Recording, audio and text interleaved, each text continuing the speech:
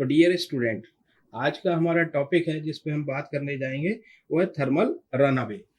अभी देखते हैं, जब हमने कॉमन इमीटर कॉन्फ़िगरेशन डिस्कस किया था तब भी थर्मल रनअवे पे बात किया था, और आज फिर से हम थर्मल रनअवे को सेपरेटली देखेंगे क्योंकि ये टॉपिक कभी कभी एग्जाम में पूछा जाता है, इम्पोर्टेंट भी है, जानना भी जरूरी है। प्रैक्टिकली जब हम ट्रांजिस्टर को ऑपरेट करने जाते हैं तब भी हमें थर्मल रनअवे के कॉन्सेप्ट को जानना जरूरी है। तो बेसिकली क्या होता है कि जब हम किसी भी ट्रांजिस्टर को मैन्युफैक्चरर डिसाइड करता है, किसी भी ट्रांजिस्टर का मैक्सिमम ऑपरेटिंग टेम्परेचर जो हम रिवर्स वाइज में उस ऑपरेट करते हैं, जिस टेम्परेचर पे उसे ऑपरेट करते हैं, तो जनरली सिलिकॉन की जो रेंज है वो अप टू 150 डिग्री सेंटीग्रेड और जर्मेनियम की up to 80 degree centigrade range, जो ऑपरेटिंग रेंज है वो एक ब्रॉड वे में देखें तो इस तरह की रेंज डिसाइड की जाती है। अभी क्या है कि टेम्परेचर के साथ जो पावर डिसिपेशन होता है वो टेम्परेचर पे डिपेंडेंट होता है। तो इसमें क्या है कि दो तरह के टेम्परेचर्स होते हैं, एक एम्बिएंट टेम्परेचर और एक टेम्परेचर जनरेट होता है सेल्फ हीटिंग से। तो सेल्फ हीटिंग से जो टेम्परेचर जनरेट होता है वो हमने देखा था कॉमन बेस कॉन्फ़िगरेशन में। यहाँ क्या होता है कि अगर डिवाइस का टेम्परेचर राइज करता है तो डिवाइस के टेम्परेचर राइज करने के साथ यहाँ carrier concentration, minority carrier concentration rise करता है। माइनॉरिटी कैरियर कॉन्सेंट्रेशन राइज करने से रिवर्स सैचुरेशन करंट, जिसे हम बोलते हैं आईसीओ या आईसीबीओ, राइज करता है। अगर आईसीबीओ राइज करता है तो उस केस में IC equal to beta IB plus ICO, ये इससे रिलेटेड है, आईसी के साथ रिलेटेड है, तो ये भी राइज करेगा, आईसी राइज करेगा।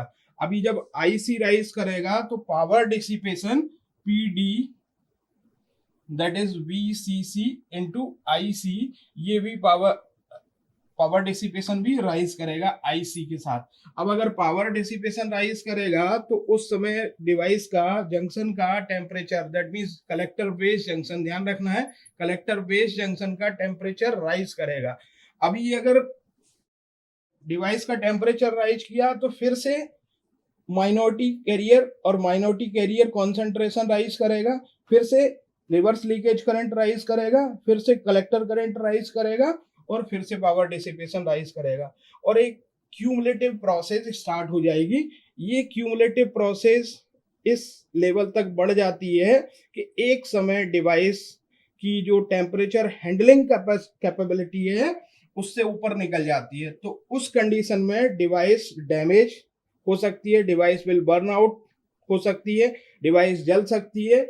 तो ये कंडीशन, इस कंडीशन को हम थर्मल रनअवे के नाम से जानते हैं। और जब भी हम किसी भी ट्रांजिस्टर को परचेज करने जाते हैं तो डेटा सीट के अकॉर्डिंग उसकी maximum temperature handling capability manufacturer द्वारा डिसाइड की हुई होती है। हमें उससे कम टेम्परेचर पे ही उसे ऑपरेट करना होता है, तो जिसके कारण से ये थर्मल रनअवे को अवॉइड किया जा सकता है। तो अभी हमने देखा थर्मल रनअवे एक क्यूमुलेटिव प्रोसेस है जिसमें टेम्परेचर बढ़ने के साथ साथ यहाँ रिवर्स लीकेज करंट बढ़ता है, रिवर्स लीकेज करंट के कारण आईसी बढ़ता है, आईसी के कारण मैक्सिमम पावर डिसिपेशन बढ़ता है, और ये पावर डिसिपेशन बढ़ने के साथ साथ फिर से टेम्परेचर बढ़ता है और एक क्यूमुलेटिव प्रोसेस स्टार्ट हो जाती है। तो जिसके कारण से एक समय डिवाइस बर्न आउट हो सकती है, डिवाइस डैमेज हो सकती है। तो इसको अवॉइड करने के लिए हमें टेम्परेचर की डेटा, ट्रांजिस्टर की डेटा सीट में मैक्सिमम पावर हैंडलिंग कैपेबिलिटी जो दी रहती है उससे नीचे ही उसको ऑपरेट करना रहता है। This is the thermal runaway. Thank you.